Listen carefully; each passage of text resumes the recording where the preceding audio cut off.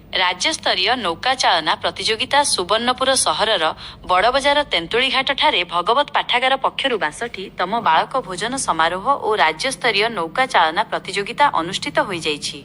एथिरे मुख्य अतिथि भावरे सुवर्णपुर जिलापाल डॉक्टर नृपराज साहू जोगदेई कार्यक्रम शुभारंभ करी महानदीर प्राकृतिक सौंदर्य विभोर होई जाइथिले। एई नौवाणिज्य परंपरार सह जोड़ी होइथिबा ए उत्सव को महालंकेश्वरी पीठ को पर्यटन सह जोड़िबाकू उद्यम जारी रखिबाकू प्रतिश्रुति देइथिले।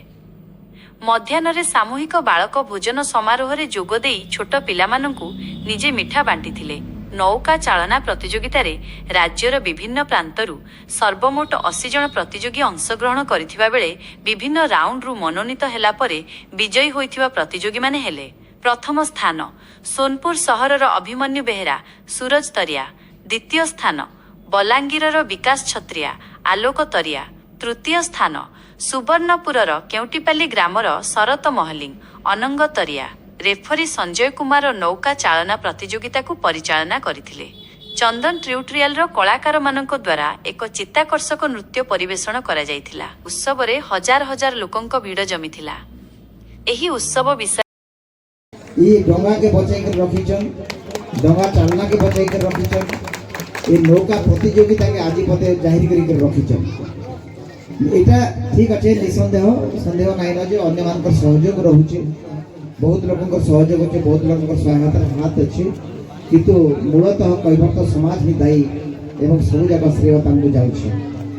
आमे परमा एते ऐतिह्यपूर्ण, एते परंपरापूर्ण, एते रुचिपूर्ण गोटे आम घाटा जेन घाट सहित आम जनजीवन जड़ित अच्छे, जेन घाट सहित आम परंपरा और संस्कृति जड़ित अच्छे, आम इतिहास जड़ित अच्छे, से घाट के सुंदर कर रखमा, इसे घाट के बहुत चमत्कार कर रखमा, इटा ही मोर सपन है। एवं फेर थरे जेन बंधु माने जेन भाई माने आज अंशग्रहण करथिले नौका प्रतियोगिता परिचालना प्रतियोगिता रे समस्त को बहुत बहुत धन्यवाद देमी। आपण माने ई काम के केबे भी नहीं छाड़बे, सब दिन लगी ई प्रतियोगिता मनोभाव के रखिथिबे, डंगा चालना के बचाई कर रखबे सब दिन लगी। जेन पर उत्तर पीढ़ी आसबे, पछर लोग माने भी जेते आसबे, जेन माने छुआ छुआ अछन से माने भी देखुन जे सोनपुर रो इतिहास केते महान, सोनपुर रो इतिहास केते चमत्कार, केते सुंदर। तेणु समस्त के फेर थोड़े धन्यवाद दूचे एवं माँ सुरेश्वरी के पाखे ये प्रार्थना करुचे कि मोर जिलावासी, मोर सहरवासी, मोर ये अंचलवासी समस्ते भल रहन, सुखे रहन, खुशी रहन।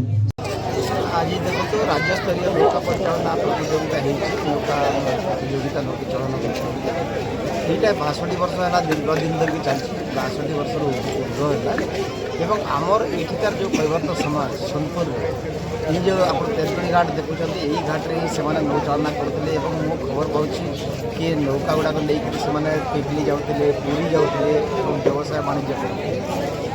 आज भी आम से संस्कृति को मन पकड़ापी से स्मृति को उज्जीवित रखापी आम देखो आज भी जदिव आम बहुत विज्ञान प्रযুক্তি दृष्टि आगे गलुणी एवं भी कितु आम संस्कृति और लोक चालना प्रतियोगिता को आम बंचाई रखी।